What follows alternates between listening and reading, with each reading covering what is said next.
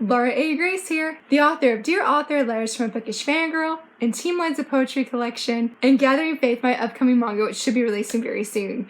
Welcome back to, my manga reviews. I know it's Friday. I was about to say welcome to Friday, but yes, welcome to Friday. I am just, over the moon excited for this video. I am so excited to be featuring this manga today. It's a fairly new release, and it's just, oh my goodness, it is so good. It is just, is it too early to say that this is one of my top favorite manga reads from 2021? Is it too early to call that? Because I want to call it for this manga. What is that manga? That manga is A Sign of Affection. Oh my goodness. Look first how adorable this cover is. And I just have to say really fast, I have had this book on pre-order since August of last year. I don't know what day in August, but I went and looked at it the other day. I pre-ordered it from Barnes & Nobles, and that is how excited I have been for this, and I'm finally holding it, and I've read it 2 or 3 times since before we even filmed this video. It is just so good. But yes, we were admiring the cover, and I just love it. I love it. It has that glossy shine to it. Spine is absolutely gorgeous. I just love it. I love it. And the back is equally as cute. And there's our main couple.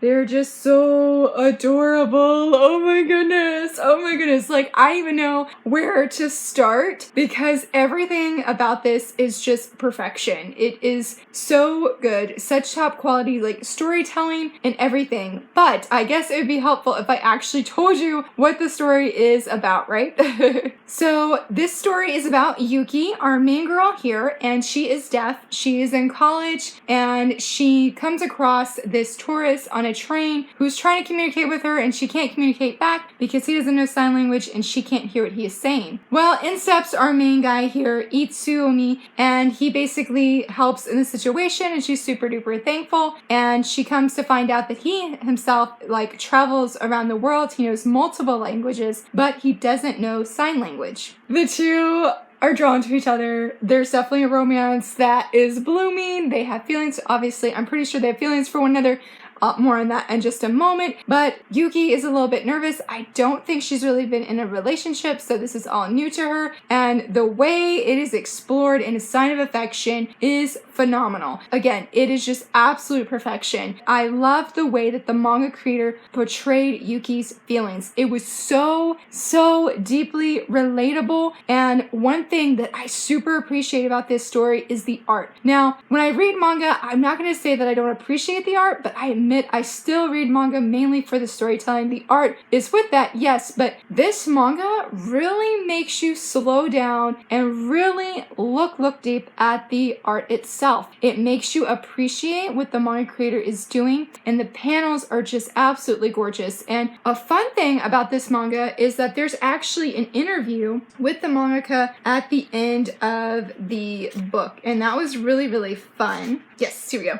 Yes, so there was an interview with her at the end, and I feel like, if I'm remembering right, that she mentions she had to be very purposeful with her words, and she had to be very reflective of Yuki's expressions in the panels, because when you have a deaf main character, and in manga even more, because I feel like in novels that can be challenging to portray, but manga is so dependent on good dialogue. It has to be quick and snappy, and it has to suck you in right away because you're only reading so much words on a page, and it's just so incredibly well done. And going back to the art aspect, I feel like you have to really look at Yuki's expressions to, I wouldn't say to know what she's thinking, but to get a deeper appreciation and understanding of what she's feeling. These new feelings are blooming in her heart, and it is just so amazing as a reader to be on this adventure with her. I loved her best friend, Rin. She is just so cool. She would be just an amazing senpai upperclassman to have just in your life as you're on college campus.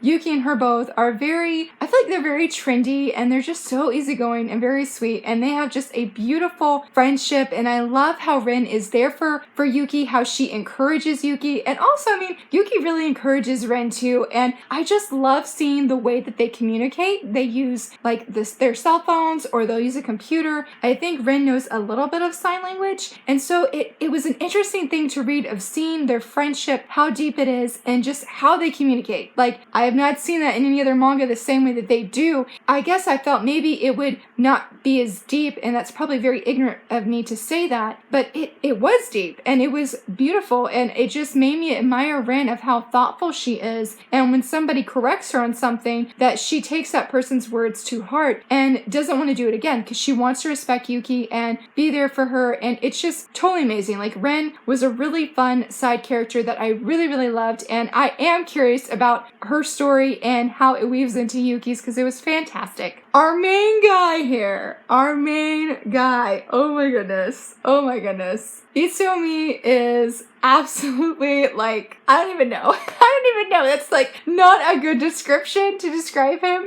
but he is just very chill, and he's sort of a dazed hero, but I feel like he's very caring, and obviously he's very curious. He travels the world, and I just loved learning more about him, even though there was one moment I was mad at him because I was like, dude, like, you just need to talk to her. I can't say anything else with that because it'd be spoilers. It's near the end of the book. But besides that incident that I was upset with him, I really like him as a hero. And I just love how he is very curious about Yuki, and how I feel like it's obvious that he's feeling something for her and that he wants to get to know her better. And it's interesting to me because I feel like of this blooming romance, I feel like Yuki is more straightforward. And that is one thing that I did want to mention that I also loved about this manga, because Yuki is she's very shy, and she's very, I wouldn't say uncertain, but sort of like nervous, because this is all new. Again, I think I've already said that, but this is all new to her, and she has to sort of put herself out on a whim, so to speak. And there was such a good scene that really reflected that, and I just want to be like, Yuki, if you could just see how brave you are, girl, like, you go girl, like, that was really awesome. And so, I mean, I do feel Itsuomi is also brave. I do feel that, but it's just different. He's just so casual and so laid back, but he is there for Yuki, and I love how he just is fascinated by Yuki's excitement, because that was so cute and so adorable. And I love them as a couple. I really do. They are hardcore, shippable couple that you just want to cheer for. You want to see them grow. You want to see this romance just take off. It's very much a slow burn, and I'm just so curious to see where things go. The ending was not necessarily a cliffhanger, but it does make you want to learn more. I did really appreciate where the manga creator left off, because I want to read book 2, but I'm not feeling like I'm dying to read book 2, you know what I mean? Where like some of those manga volumes end and you're just like, oh my goodness, like, how could you stop here? What were you thinking, kind of thing. And it doesn't end quite that brutal, which is a good thing. And I mean that definitely as a compliment. I just, like I said, I totally appreciate that, because I mean, we have 3-4 months till the next volume comes out. Yes, I do have that on pre-order, and yes, I do have volume 3 on pre-order as well. So very, very, very excited for this series.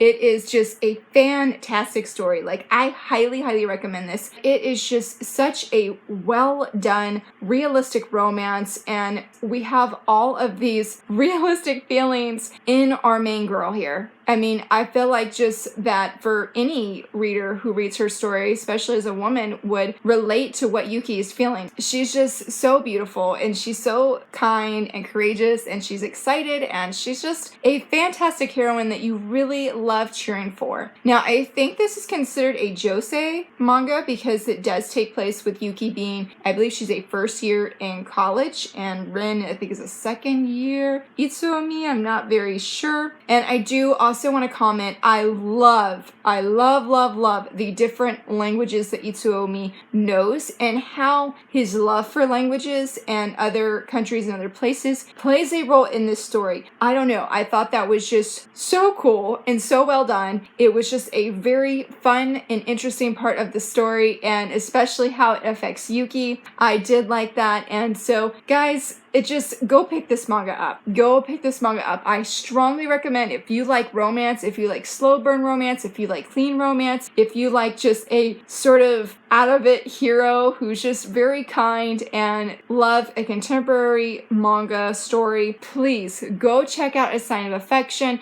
It definitely makes me want to pick up her other manga. I think it's Shortcake Cake. I think that's how you say that. Or Strawberry Shortcake Cake. There's 2 cakes in there. I do know that. But it makes me want to check out that manga because I loved her storytelling so incredibly much. Let me show you a non-spoiler art page because it's just absolutely beautiful. Like, here we go. Here we go. Look at this. Let me back up. Look at that. It is just so beautiful. Look at it. Look at it. Oh my goodness.